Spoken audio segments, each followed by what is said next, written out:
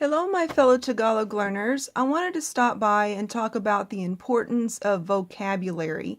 When we learn a different language, vocabulary is a must. So the goal is best to learn like one or two new words every day so that when we start putting sentences together and when we start reading our target language, then we have a good vocabulary bank to go to. So I wanted to start out with a few simple ones. So today we're going to talk about family, or ang pamilya. So of course everyone has a grandma and grandpa, and those are really easy vocabulary words to learn. Grandpa is lolo, and grandma is lola. Now father or daddy would be ama or tatay. Ama or father, a lot of times that's used for like our heavenly father, our God. But sometimes ama would be like a religious leader or a father, whereas our fleshly daddy or daddy would be tatay. Mother, the formal word for mother is ina. Mama or mommy then would be nanay. Now our siblings or our kapatid, mga kapatid, depends on singular or plural. Kapatid is just like a generic, that's my sibling. Whereas an older brother, a lot of times they'll call them kuya. And an older sister, they would say ate. Now I know in English that looks like 8, but in Tagalog it's ate. A younger brother sometimes are called boy or dong, whereas a younger sister would be called inday or dai for short. The youngest then would be the bunso of the family, bunso. Uncle and aunt are very popular words as well. Tito is uncle, tita is aunt. And then of course our cousin would be pinsan. Now son or daughter, a lot of times people just say anak. Well, if we want to delineate male or female, anak ng lalaki would be son, and anak ng babae would be daughter. Our friend would be kaibigan, and if we have a best friend, it would be matalik na kaibigan. Now for identifiers of people or family members, a male would be ang lalaki. Female would be ang babae. A single person, if it's a male, is binada. Binada. A single female would be dalaga. Dalaga. Your spouse would be asawa. And usually if it's wife, they just say ang Mrs. And a husband would be ang Mr. A person that's married would be mag-asawa. A divorced male would be called divorciado. Divorciado. And then a divorced female would be divorciada. Divorciada. Widow and widower would both be called balo. Now a few pronouns that we need to learn would be I, ako, you, ikaw, or ka. Now ikaw is used most of the time at the beginning of the sentence, and ka would be at the end of the sentence.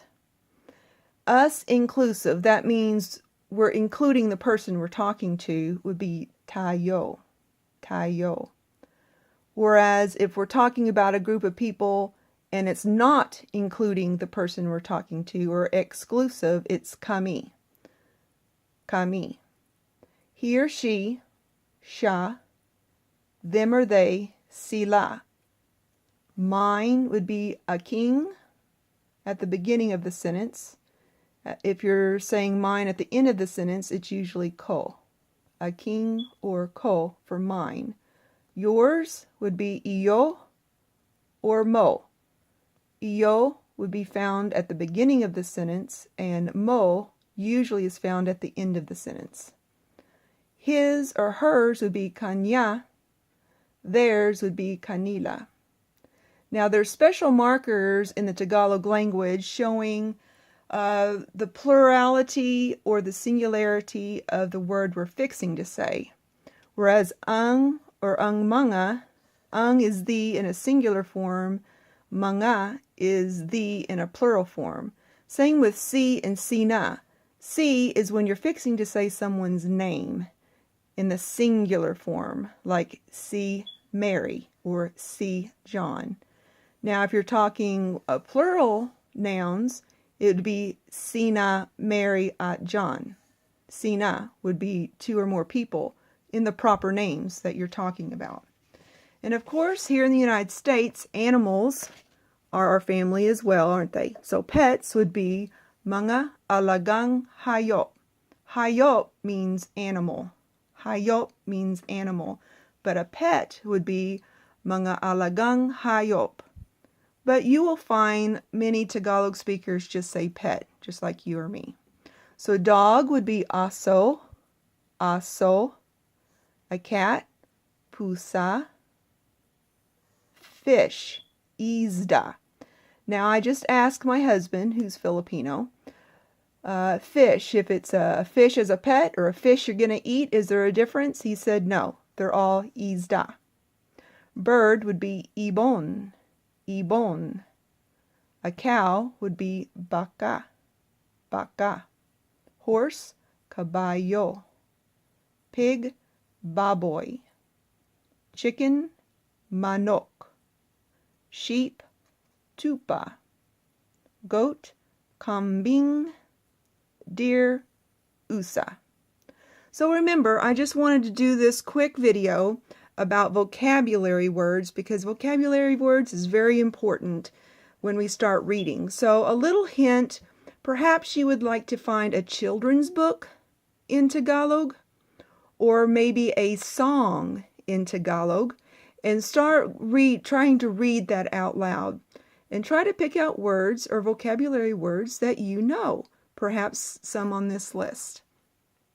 And then later when we start putting words together into sentences, our vocabulary will be very helpful. I hope this helps everybody, and hopefully I can upload this tonight, and then Sunday after our lesson we'll start talking about sentence structure. So until then, study hard.